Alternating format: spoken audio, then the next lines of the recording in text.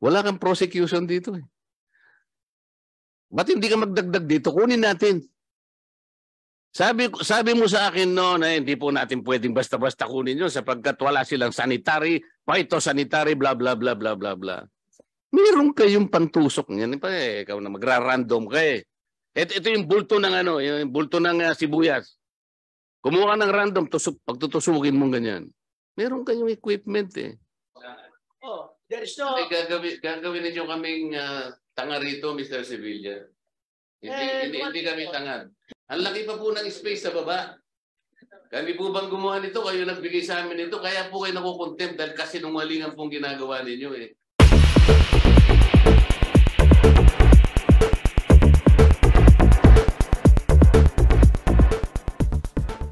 Mr. Chair, sana ipaliwanag niya. Paano nag-ooperate yung cold storage? Ano-ano yung dinadala nyo doon? Kasi alam ko, hindi lang naman sibuyas ang nilalagay sa cold storage para ipalawakin yung kanyang shelf life, ano? Pero alam ko rin, hindi pwedeng pagsama-samahin yung hindi dapat ipagsama. Siguro yung isda tsaka yung ewan ko kung pwedeng ipagsama yan, ano? Para malaman po natin, Ms. Lamata, kung ilan po yung sibuyas talaga na hinaluan pa nyo ng iba at yan ba ay iniimbestigahan ng BPI every day o every week para pati yung disposition yan kung meron kayong certificate na nawala na. Kasi gusto pong palabasin, halimbawa na itong Argo, inuwenta niya, ito yung pumasok, ito yung nag-withdraw. Parang lulunukin na lang namin yun. Ang ibig nyo sabihin, ganun lang na wala kayong certification ng BPI kung totoo pumasok, totoo uminidraw. Para kwentas klaras naman, huwag tayong mahirapan, huwag na tayong magpaikot-ikot. Gusto namin maintindihan paano kayo nag-ooperate ng cold storage. Kung 30,000 metric tons, Mr. Chair, alam natin ang shelf life ng sibuyas. Kung yung pula, 4 to 6 months yan eh. Yung tinatawag nilang yellow granny, ito yung puti, 1 to 4 months lang yan. So, pero sa tulong ng storage, napapalawak pa yan. Dito gusto namin sukatin dito, ilan yung nai-stack sa inyo kasi namamanipulate nga yung supply. Pag namanipulate ang supply, pati yung presyo dyan. Dikit-dikit na yan.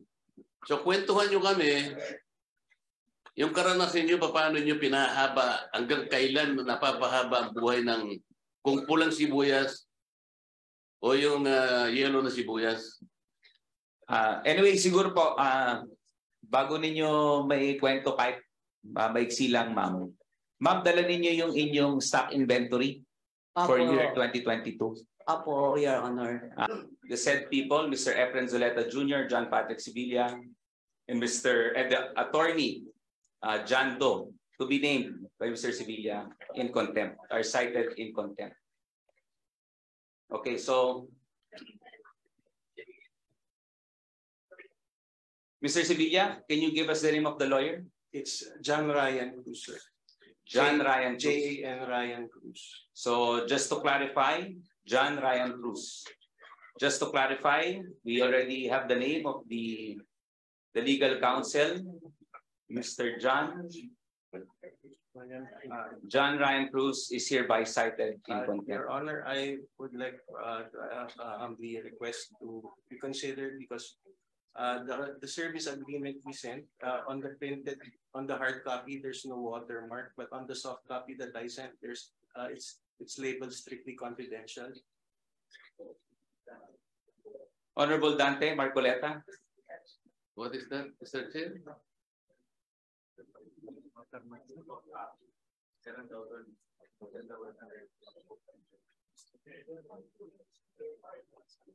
Mr. Chair, this is the document provided by the Argo. It has no confidentiality clause. Yes. Even assuming that the word confidential appears in any page, it does not affect the entire service contract. That confidentiality refers to third parties. We are talking here of a memorandum of agreement, which is the service contract. This is between Argo and its clients. So wala yun eh. Kaya wag na kayong magpalusot, baka lalo lang lumaki yung content ninyo. Yeah. Ilulukuhin na naman nyo kami. Ano itong binigay ninyo? This is the template. On the last page, sabi nyo, mayroong confidential. This is confidential. Nasaan po yan oh? Ang laki pa po ng space sa baba. Kami po bang gumawa nito? Kayo nagbigay sa amin nito. Kaya po kayo nakukontempt dahil kasi nungalingan pong ginagawa ninyo eh. Sir, nasa soft copy po nakandun po. The Honorable PD Barsaga is recognized. Do you admit that in the service agreement, there is no provision regarding confidentiality? There is a watermark that says strictly confidential, sir. You know, ito na sinabit mo dito eh. Sir, in the soft copy, No, you have submitted documents to us. That's binding on you. Sino yung magsasalita? Mr. Sibilia, are you telling us that the term, ano yung nakalagay sa confidential? Okay. Ha? Ang sinasabi mo ba, itong nakalagay sa baba, is strictly confidential? Yes, sir. O hindi pwede yun. Hindi lahat ng dokumento, tagandakan ko na lang ng strictly confidential para hindi padala rito sa Kongreso. Oo. Oh, there is no... Gagawin ninyo kaming tanga rito, Mr. Sevilla. Hindi kami tangad. Yung nilagay mong this is strictly confidential. Does not bind this committee. Yes. And just an addition, even if there is a provision in the service contract that it is confidential, that will not be binding on us. Otherwise, ang gagawin lang lahat ng dokumento, may confidentiality clause para hindi madala rin sa Congress. We cannot accept that. Yes, anyway, we have already voted on it. Unfortunately, yes, so at this point, maybe we'll hear from on the Honorable Stella Kimbo. May I inquire what the penalty is? Based on our rules, the maximum detention is 10 days. And based also on our rules, the chairman can designate the place where there shall be detained. And we can take judicial notice that insofar as the Senate is concerned, those persons whom they have declared as in contempt are being sent to the Pasay City Jail. Yes, thank you. May I just read the particular section, provision, section 12. The penalty by a vote of 2/3 of the members present, there being a quorum, those cited under section 11, paragraphs E and F shall be detained for a period not exceeding 10 days in a place designated by the chairperson or acting chairperson under the custody of the sergeant at arms. So we do have a facility here. We could accommodate Mr. Sevilla, Mr. Soleta, and Attorney Cruz in the grounds of Congress. So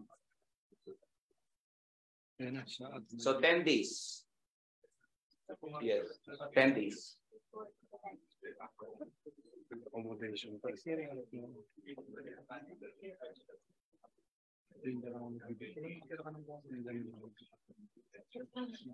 Yes, Manang Dante, Tom Dante. You leave it to the discretion, to the sound discretion of the chair.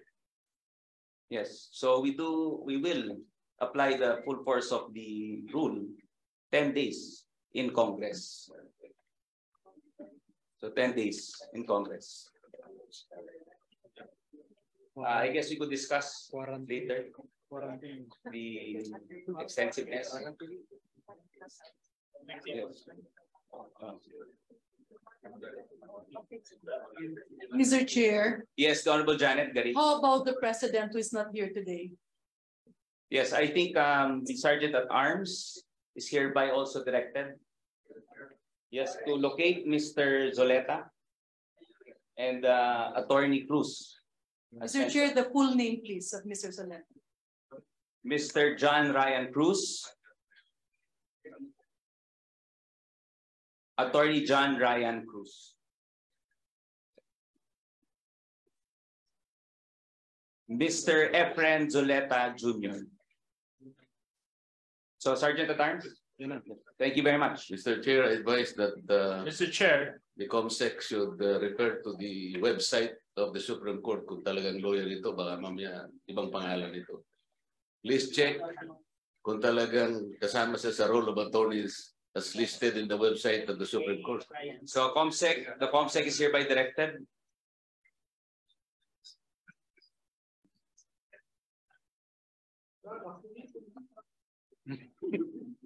Mr. Chair, Yes, Honorable JJ Suarez. just a brief manifestation for everybody. I think it's a clear message to all those present in the committee hearing that we are here for one purpose only, and that purpose is to find the truth and to look for solutions to the pressing issues of our country. And I would like to implore everybody present to please cooperate, because we are sick and tired of wasting time, being sent on a wild goose chase, giving us data that do not conform with law and do not make sense. So with that being said, I would like to congratulate the Committee on Agriculture for showing you your steadfast commitment to the pursuit of the common good for the Filipino people. Congratulations. Yes, thank you very much, Honorable JJ Suarez. Very Mr. good point. Chair, Yes, a very good reminder. Sa lahat po ng hinihingi po namin, mahalaga po na ibigay po ninyo ng buong tunay. So, pakiusap po, pwede pa kaming hindi matapos dito. Timing lagi kayo sa Hindi po increase. siguro nasasapat yung mga binibigay sa amin. So, with that, may I recognize Honorable Janet? yeah, Mr. Chair, considering that we have already issued a contempt order to Argo, I was also wondering, appraise me if I'm correct. Cold pipe storage is one of those who, by the records that I have, didn't sell starting August, September, October. And if my memory recalls me right, since we started, there was also a glaring absence of any representative. May I inquire if there was a subpoena, an invitation, or whatever? Yes, earlier, Honorable Janet, the Honorable P.D. Barsaga read the letter of Mr. George Ong of Super 5. Super 5 earlier. And we have ruled on it. He had made a motion to subpoena and ensure that he would attend the next hearing. If not, automatically he will be cited in contempt. Okay, thank you very much Yes. for that, Chair. So, okay, just to move on, may we now recognize the first on the list to ask questions, the Honorable Dante Marcoleta. Thank you, Mr. Chair. I will start with 2021, Mr. Chair, because I am a little bit confused with the statistics that I have gotten so far. For example, the Philippine Star, in its edition dated January 17, 2023, quoted the Philippine Statistics Authority that in 2021, the production of onion is 218,000 metric tons. The demand is 266,000 metric tons. So there's a gap of negative 38,000 metric tons. However, during that period, there was an importation amounting to 101,000 metric tons. So in effect, there is a surplus of 53,000 metric tons.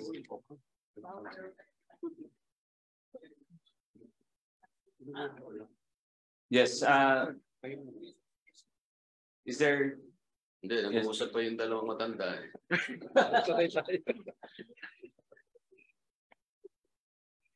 Kaya ako nakukonfuse, Mr. Chair. Merong surplus na 53,000 because there's an importation of 101,000 metric tons in 2021. By the way, I think PSA was quoted by Bill Starr. Pero wala namang denial. So I believe this data is correct. Bakit po nag-import tayo ng 101,000 metric tons in 2021? Ang gap is only 38,000. Sino po bang pwedeng sumagot dito? Sino po ba yung nag-approve ng importation ng 101 metric tons in 2021? BOC o BPI? Sir, sa BPI po yung if ever Totoo ba na nag-import tayo ng 101 metric tons in 2021?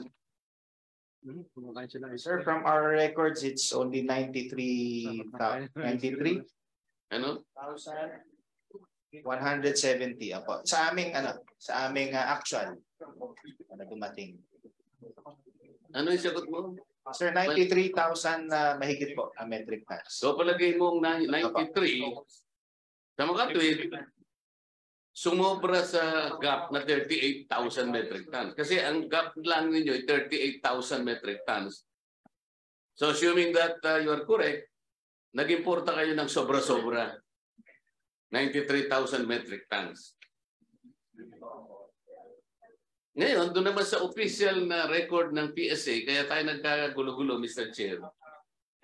Official estimate naman ng PSA, ang production is 311,000 metric tons, ang demand 259,000 metric tons. Kaya sobra-sobra naman po yung production. Kaya ang sabi nila, the sufficiency level in 2021 is 120%. So, how can you guide now this committee into believing as to what data is correct and reliable? So, kung babalik ako doon, kung talagang 120%, why did you need to import 93,000 metric tons? Kasi may connection ito sa 2022 eh. Alam naman natin, sabi ng NEDA, the peak of onion production occurs in the first quarter of the year. Tama. Sa 2022, ang production mo is 238,000. Sabi ng Philstar, as quoted from PSA. Ang demand is 270. So mayroong gap na 32,000 metric tons. Lumilitaw dito, again, the BPI imported 29,000 metric tons.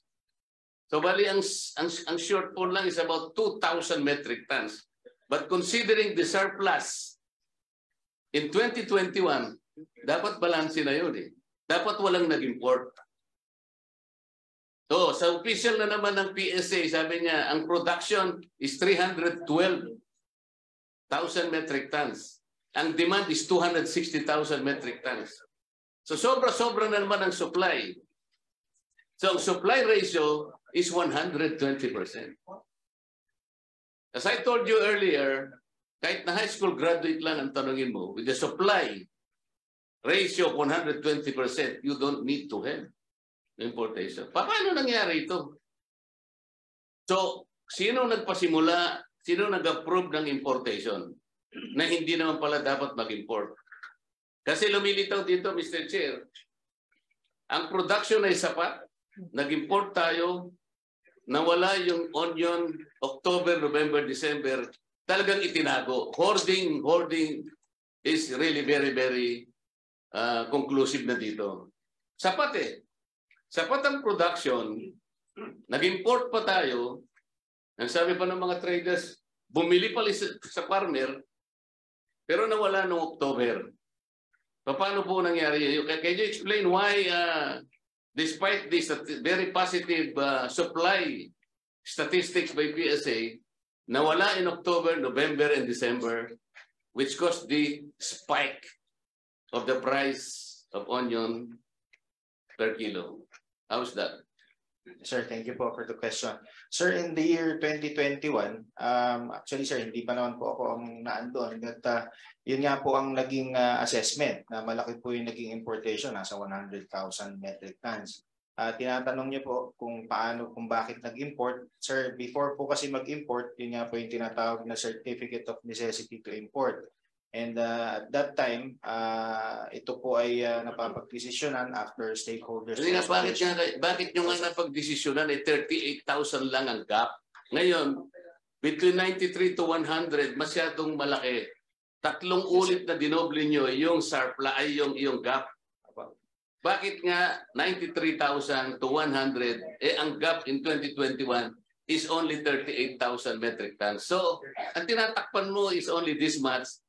Pero 3 doble ang in-import mo. Yun ang tinatanong, sino po ang nagsipulong-pulong para ma-determine na mag-import kayo ng ganito karami? Sir, the last admin pa po yan, sir. From the DA. Kasama ka naman doon sa last admin eh. Ay, sabi mo noon 25 years ka na sa... Hindi sir, nasa DA po ako noon nung iba pong program ang hinahawakan ko, sir, for 1 year. Wala po ako sa BPI, sir. Sino ba yung makakapagsalita? Mr. Chair, with due courtesy to the Honorable Marcoleta, we had a lot of questions that should be answered by the former BPI Director, Director Colasti. Hindi, pero halimbawa, sige, wala ka doon. Pero ano ba yung proseso para ma-determine natin gaano ba ang iimportahan natin? Given the gap of only 38,000, paano natin na-achieve? Kunyari nandun ka, ano ba yung process ng consultation? Sino yung kinukonsulta? Paano na-determine? At sinong pipirma? Sino mag-a-approve na, okay, ganitong importahan na. Paano ba nangyayari? Okay, sir. So, because nga ating minomonitor, sir, yung ating demand and supply. Sino nagmo-monitor? Sa DA po, ang high value crops ay nag-monitor po nito ng demand and supply. Sabi ko nung nakaraan, ang nag-monitor is the BPI Task Force Allium. Yes po. Maski nung last hearing, sinabi mo sa akin yun. Yes, At binigyan kita ng pagkakataon, na correct mong sarili mo, Tama. pero hindi mo kinurok yun. Hanggang ngayon, pinipilit mo na ang nag-monitor is BPI Task Force Allium. Sir, it's collaborative po. Kumbaga, meron po BPI, meron muna. Kasi mako-contempt ka rin pag pinilit mo eh. Pipilit mo ba talaga nagmo-monitor is BPI Task Force Allium? Opo, nagmo-monitor po Okay. ang BPI. Sige. Tama po. Hindi ba totoo na ang BPI Task Force Allium was already abolished on October 15, 2014? Sir, kasi po ina-update po yung mga... Sagutin mo ako eh. Kasi merong DA Special Order Number 830, Series of 2014, creating a subcommittee on monitoring of production, inventory, and importation volume selected agricultural crops. Inabolish na itong allium eh. Sir, around... Pwede po bang i-check natin, sir, yung ano? Na-check yung mo na eh. Ito kasi sinasabi ko sa'yo, ipipilit mo ba o gusto mo makontent ka? Sir, hindi ko pilit kasi hindi ko po nakita yung dokumento natin. Hindi mo nakita ito. Sir, ang aking pong hawak po kasi ngayon ay meron na tayong bagong recomposition. Ito yung problema natin, Mr. Chair, ano? Sinabi niya noon, BPI Task Force Allium, sinabi ko na abolish na yan, pinipilit niya ngayon. Ngayon, sinasama na naman niya yung high value crops. Di ba? Ano na yung ibig sabihin ng high value crops Development program. Development program. Kasama pa yung AMAS, di ba? Yes po, sa pricing naman po. Access Christine, kasama. Mino-monitor ninyo eh. Yun ang sinasabi nyo. Yes, sir. But yung monitoring is questionable. Kaya nga pinatawag natin yung mga storage dito eh. Kasi ang connection dito, pagka yung darating na yung peak production, yung mga traders lalabas na yan, bibilin. Bibilin lahat ang production, yung produce ng farmers. Okay? Pero bago nila bibilin yun, ilalabas nila, mag-i-import sila. Kaya mayroong importation ng November, December eh. Para sa ganun, bumagsak ang presyo. Ang kawawang farmer, walang magawa. Sabi niya, bibiling ko 10 pesos, 20 pesos, up to 30 pesos. Wala siyang magagawa kasi yung bibili, may kapangyarihan. Sabi niya, ito na yung presyo, bagsak na yan kasi darating ang import. Sasabihin ng poor farmer, hindi, ilalagay ko sa cold storage, Mr. Chair. Yung mga cold storage, walang magbibigay sa kanya. Kahit na walang laman yon, sasabihin ng cold storage. Hindi po, narenta na po ni Congressman Barsaga ito.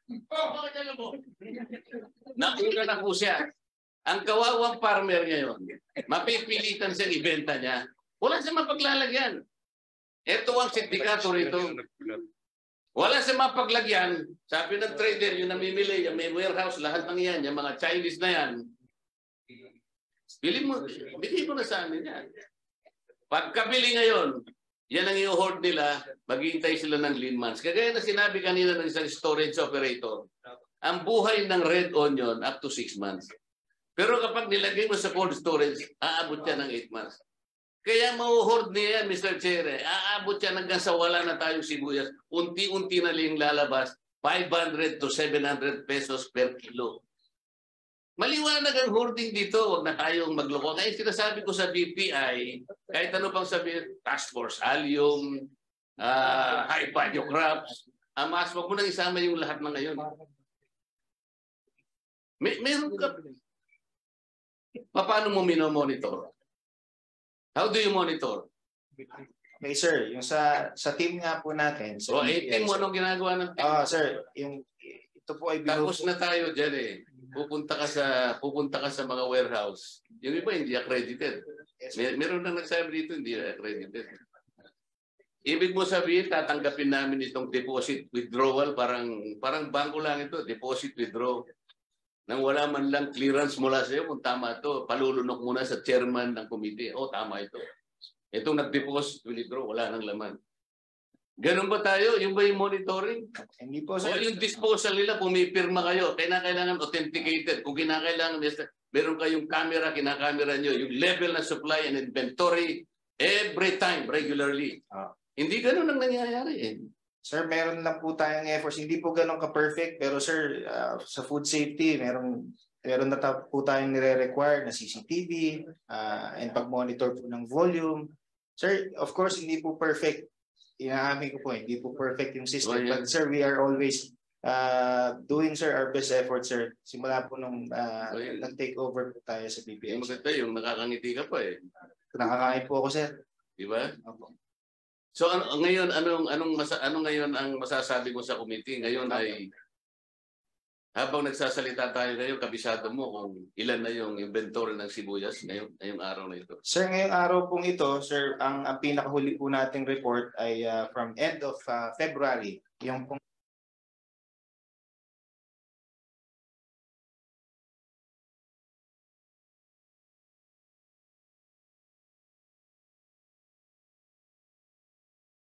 lumalabas po from ating datos na ngayon po, sir, ay sinecertify na ng ating LGUs at ang ating mga regional directors. Ito na naman yung LGU, papasok na naman eh. Bakit hindi mo gamitin yung plant quarantine board? Yes, sir.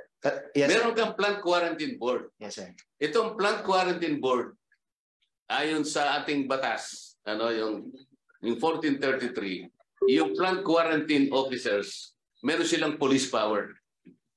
They can inspect any area, maski farm yan, bodega, cold storage, anything. Makikita niya, wala silang magagawa. Kaya yung sinasabi nilang hindi po kami pinapapasok, hindi pwede. Kaya nilang pasukin yan. Ang problema yung sinasabi mo nung isang araw, kulang kayo ng quarantine. Hindi totoo yun. Ito yung gawain gagawain ng quarantine officers eh. Para lang makaligtas tayo doon sa ginagawa ng mga sindikato na bibili nila. Okay? Kokontrolin nila yung supply. Pati yung paglalabas, kontrolado nila. Kaya alam natin pagka wala na talaga, tsaka lang nila paunti-unting nilalabas. Ito yung dapat nating ma-address, Mr. Director. Yes, sir. Kaya sabihin mo sa amin para maging kumpiyansa kami, na pag yung sinabi mo ang inventory, talagang totoo na yun, hindi na yung estimate. Yes, sir. Okay, meron kang mga police, ito yung PQOs mo, na sila magse-certify yung deposit and withdrawal from each and every warehouse or cold storage, talagang totoo. Yes, sir. That is the only way to determine kung talagang mag-iimporta ka pa o hindi. Yes, sir. Kung mag-iimporta ka, magkano ang importahan mo? Tama Kapag po, wala ito, pabulahan lang tayo dito. Sir, tama po. Actually, we have this. na-establish na po natin yan, sir, from this early this year. nagre-require na po tayo ng liquidation from the cold storages. Saan po nila dinadalang markets, ano po yung volume, saan po nila dinidistribute. Yun po yung in-establish natin, sir, within this year po. Kasi alam mo, gusto kong maniwala sa iyo eh. Pero hangga't hindi ninyo kami mabibigyan ng kumpiyansa. Kasi alam mo na ba yung NFD, yung una kong tinanong sa'yo? Yes, sir. Yes, sir. Na-review mo na? Opo, sir. Sabihin mo nga sa amin para matuwa naman si Chairman. Sir, yung available supply ng raw material, available supply at any given day or any given month. So, Hindi nga, ano ibig sabihin ng net NFD? food disposable. Ha? Net food disposable. O yan. Opo. Mr. Chair, ngayon alam niya. Sir, pasensya na po kayo. Baka po kasi iba yung acronym na. Tuturo dahil ikaw sa BPI. Sir, pasensya na. Kami sa dami ng ginagawa namin, kami sanang para mapadali sana. Sir, marami po kasing acronym. Baka lang po magkamali ako. Kaya ako tinatanong sa'yo, dahil hindi nagkakapareho yung estimate ng Bureau of Agriculture Statistics at saka yung PSA. Ito, meron tayong economist dito, kaya wag tayong magbubulan dito. Tingnan mo na lang. Ang PSA, ang kanyang per capita, Rep. Joey, per capita, kilogram per year, 2011, 1.9. Ibig sabihin, ang isang Pilipino, noong 2011, ang kanyang consumption is 1.9 kilograms per year ng sibuyas. Okay? Yung Bureau of Statistics naman, para alos 1.13. Noong 2011, 2.4 sa PSA, 1.29 sa inyo, BSA. 2013, 2.4 sa PSA, 1.3 sa BPI. Bakit hindi ka maluloko? Ano ba susundan natin dito? So, kung gusto naming malaman ano ba talaga yung demand, magulo ang statistics ninyo.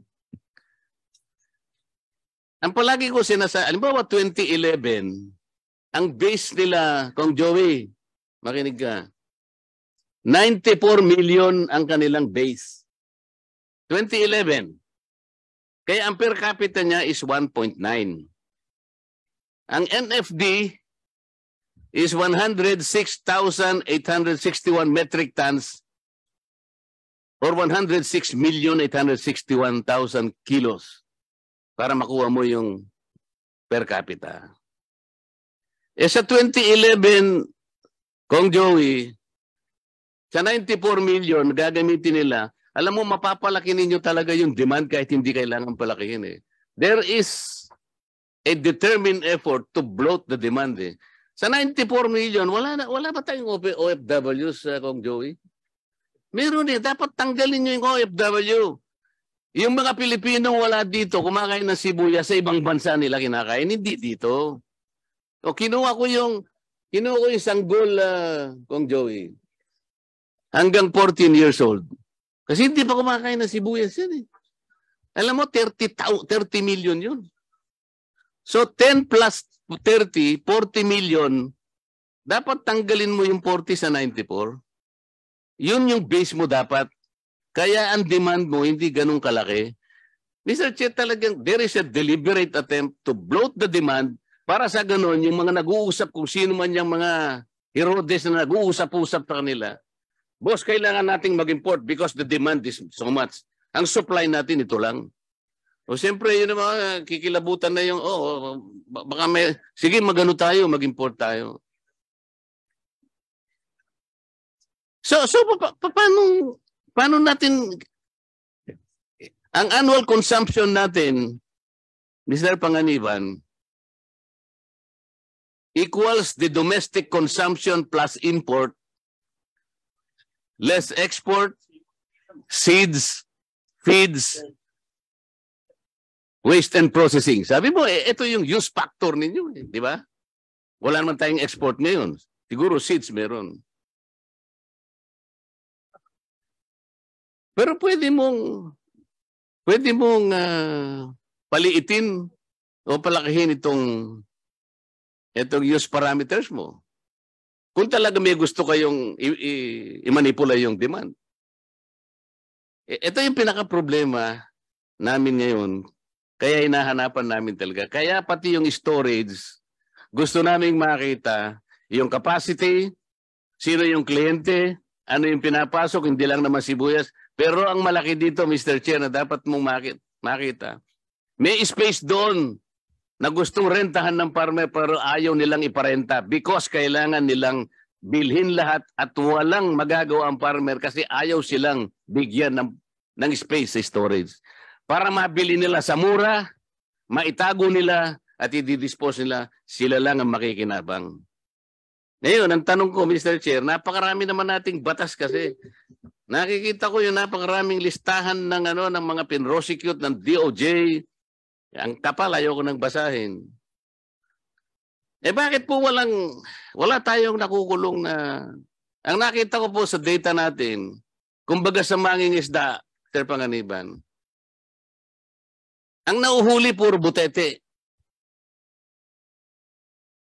Mga dilis. Pero wala silang nauhuling pating. O kaya malaki-laking isda, mga balyena.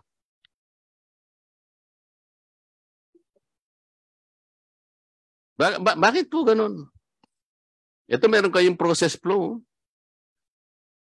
Mula sa smuggled plant, pababa, katapos-tapusan ng disposal mo, destruction, back to origin, receipt to other countries. Ito, BPI, ikaw naman, oh. Wala ka ba nito? Oh, yan sinasabi ko sa'yo. Ha? Wala kang prosecution dito. Ba't hindi ka magdagdag dito? Kunin natin. Sabi mo sa akin no na hindi po natin pwedeng basta-basta kunin yun sapagkat wala silang sanitary, phytosanitary, bla bla bla bla bla bla. Meron kayong pantusok niyan. Ikaw na magra-random ka eh. Ito yung bulto ng yung bulto ng sibuyas. Kumuha ka ng random, pagtutusugin mo ganyan. Meron kayong equipment eh. Hindi ba? Yes, sir. Oo, natin sa yung food safety kunin mo. Sapagkat under the law, Republic Act 10845, pwede mong kunin eh. Sabi mo sa akin noon, hindi pwede ho. Anong gagawin mo ron? Sir, yun nga po. Kasi po yung result po ng ating halimbawa po yung mga na-confiscate natin, sir, is 6 out of 10 po doon, sir, ay may tama yung yung commodity. Meron siyang food safety risk. So medyo mataas po yun talaga, sir. Para mag-risk tayo. Kasi sir, hindi natin masasample yung buong consignment eh. It would be very impractical, sir, to do that. Opo. At saka yun nga po, yung tatlo pong ating option, yun lamang po yung ating nagiging option, sir. Wala tayong marirecover kahit konti? Sir, meron tayong marirecover siguro, sir. Pero sir, yung risk nga po, siguro hindi po natin yun ma-take. Dahil, sir, kung may kaparasong part ng consignment, according to the food safety guidelines natin, sir, it's part of the whole. So, yung CIDG last hearing, kasama yung BOC, nakita nila yung maraming warehouses sa gawin ng Binondo. Tinanong ko anong gagawin nyo doon. Walang umamin kung sino may-ari. Walang umamin kung sino may-ari ng facility. Ano nangyari na doon? That was about a week ago. Sir, ang amin pong pagkakaalam, pagka po may ganyan mga imported commodities na smuggled, kumbaga na maituturing, ay under the jurisdiction po siya ng Bureau of Customs. Kaya po yung sa aming experience, sir, yung mga nahuli, na-confiscate, ay sine-safe keep po. Of course, under the guidelines po ng Bureau of Customs, sir. So anong ginawa po ng Bureau of Customs after 1 week? Meron bang Bureau of Customs, Mr. Chair? Mr. Chair, yung 15-day period to... Yes. Yeah. Can you speak closer, please? Mr. Chair. Sir, can you introduce yourself, please? I'm Mr. Troy Tan, Acting Chief Intelligence Division. Sir, we could not hear you clearly. Can you please put the mic closer? Mr. Chair, I'm Troy Tan, Chief of Intelligence Division, BOC. Wala akong marinig, boss. Paige, can you please assist with the mic? Mr. Chair. Mr. Chair.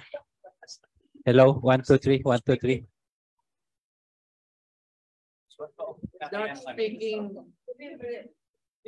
Mr. Chair. Okay na. Eh? Mr. Chair, I am Troy Tan from the Intelligence Division of the Bureau of Customs. The 15-day period to provide the necessary import documents from the owner of the warehouses expired March 4, Saturday. Yung import docs ni-request na namin for update reports isa-submit within the week, Mr. Chair. Honorable Dante, Marcoleta. Ano po yung basis ng 15 days na binigay nyo para isubmit po yung mga required documents? Bakit hindi po 3 araw? Mr. Chair, normally yung mga owners ng imported goods ng subject ng LOA, hindi po sila yung importers. Sa rules ng procedures ng LOA, yung period of time na grant natin sa mga owner ng imported goods is 15 days.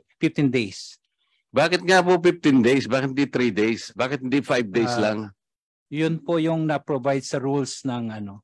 Sino po gumawa ng rules? Sa CMTA provisions po, Mr. Chair. CMTA. So pwede na nating palitan yun, ano?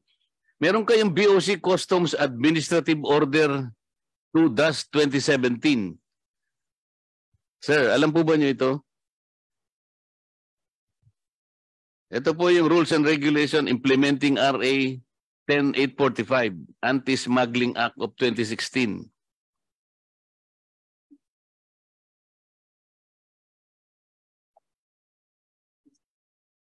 Alam niyo po itong order, administrative order, CAO number 2-2017.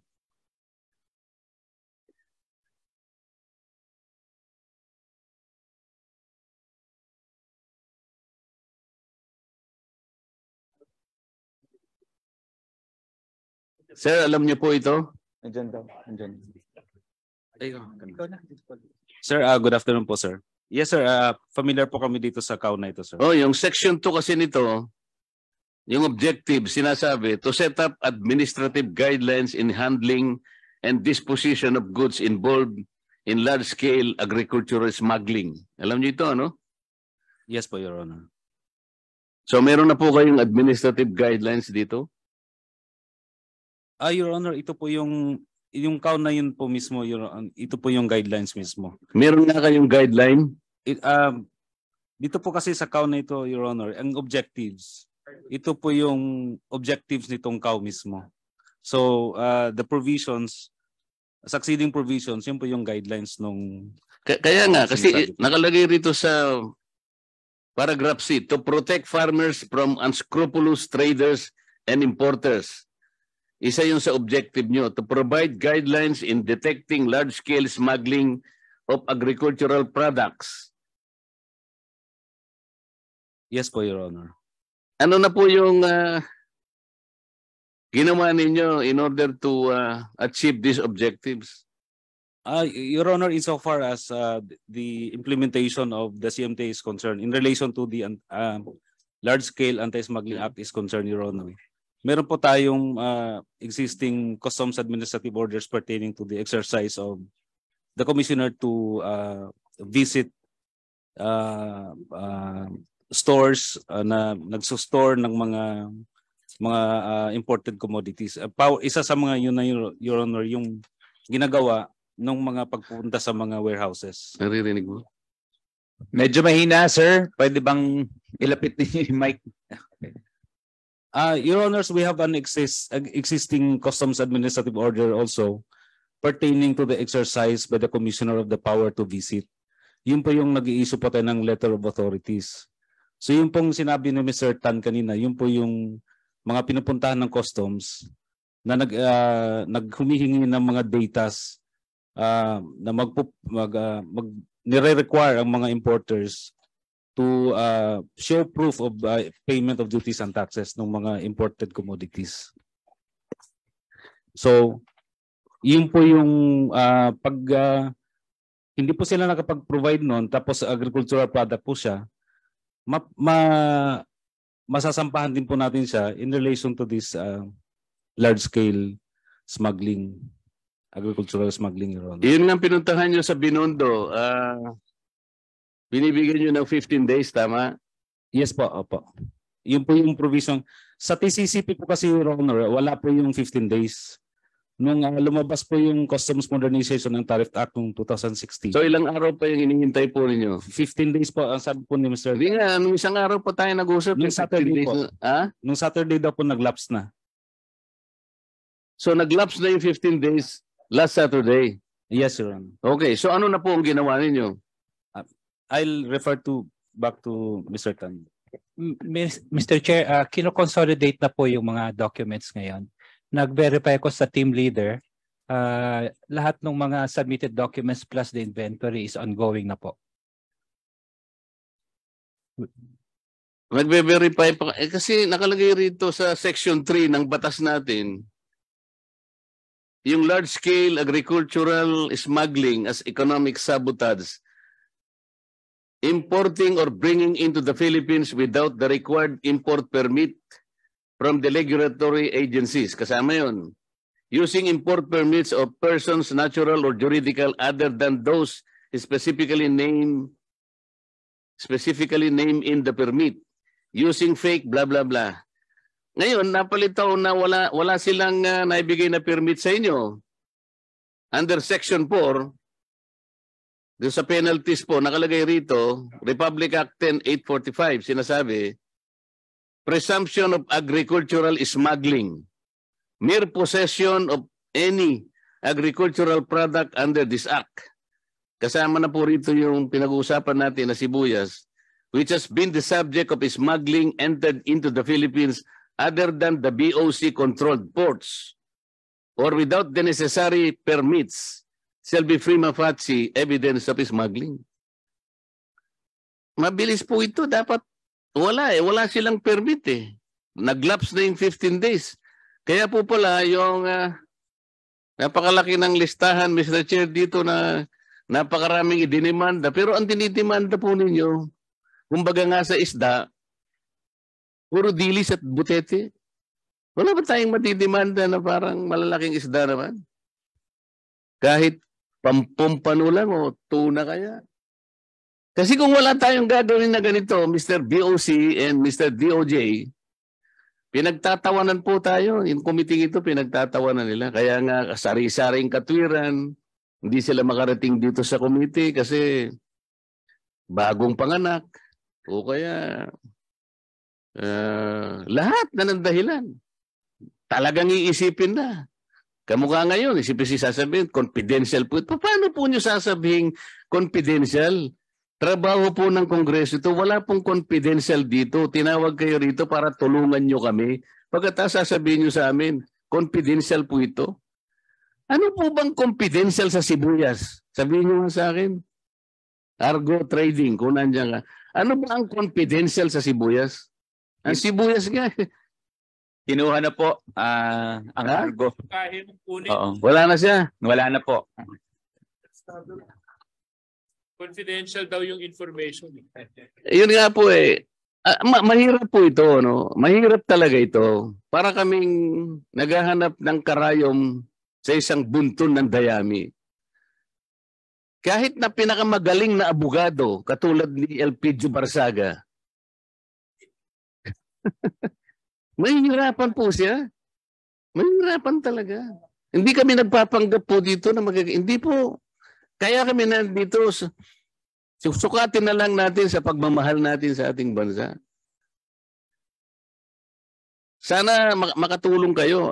Kung ganito po, nataguan ng taguan, isip-isipin ninyo, Mr. Panganiban, ikaw ang dapat na magkaroon ng malaking role dito para ito lamang per capita, hindi na kayo magkaintindihan ng PSA. pagka kinausap mong PSA, isasite niya yung United Nations. Alam mo naman sila na talagang, Mr. Chair, pag sinite niya yung United Nations, wala na tayong karapatang questionin yun. Those statistics become reliable instantly. Wala kang karapatang questionin mo to. Tapos Mariusip naman buhay ito. Bakit naman po nagkaganon? Ang layo po ng per capita ninyo, dito po natin kinukompute yung demand. Pwede ninyong i-bloat yung demand. Pwede ninyong palakihin. Wala kaming magagawa. I-accept na lang namin ito. Kahit pala yung demand is only 50,000 metric tons. Yung tunay na demand, gagawin yung 300. Tapos ang production natin ay ganun-ganun lang. Imamanipula pa ng mga trader na at mga storage at saka warehouses. Wala pong mangyayari talaga sa ating bansa. Kaya magkusa na tayong pagtulungan na natin ito. Beginning with BPI. Meron kaming requirement sa iyo, ipakita mo lahat. Yung listahan nilang kanilang depositor, yung disposition certificate, lahat yun sapagkat masusuy-suy lahat ito.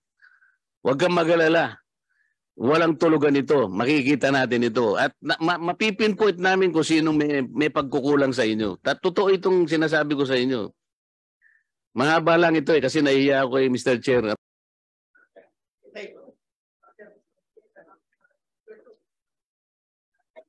Well, in the event, Mr. Chairman, that Mr. George Ong would not be able to attend again the next scheduled hearing for whatever reason, unless for medical reasons and he is hospitalized, I most respectfully move that he be cited in contempt. Second. Any objections?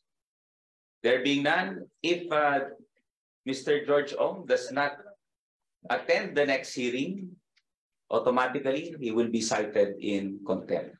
So, Comsec, please take note of that. Yes, the Honorable Stella Kimbo. Yes, Mr. Chair. Based on the GIS of Super 5, the president is a certain Lim Tiokuy. So, hindi po naman kasama si George Ong dito sa listahan ng directors and officers na Super 5. Kaya tingin ko mas importante pang humarap dito sa atin si Mr. Lim Tiokuy. So, with that, I move that we issue a subpoena on Mr. Lim Tiokuy. President of Super 5 Cold Storage. Honorable Zaga. So, with the motion being duly seconded, any objections? There being none, the committee secretary is hereby directed to draft the subpoena for Mr. Lim Tiokuy. Mr. Chairman. Yes, the Honorable PD Barsaga. May I also request that a subpoena justice be issued against Lim Tiokuy, bringing all the records of the depositors for the year 20 and 21 regarding the storage of onions in their respective cold storage, so that we will know who are the importers depositing storage in his storage, in his cold storage. Okay, any second? Any objections? There being none, motion is approved. The committee secretary is hereby directed to do the necessary the proper subpoena requested by the Honorable PD Barsaga.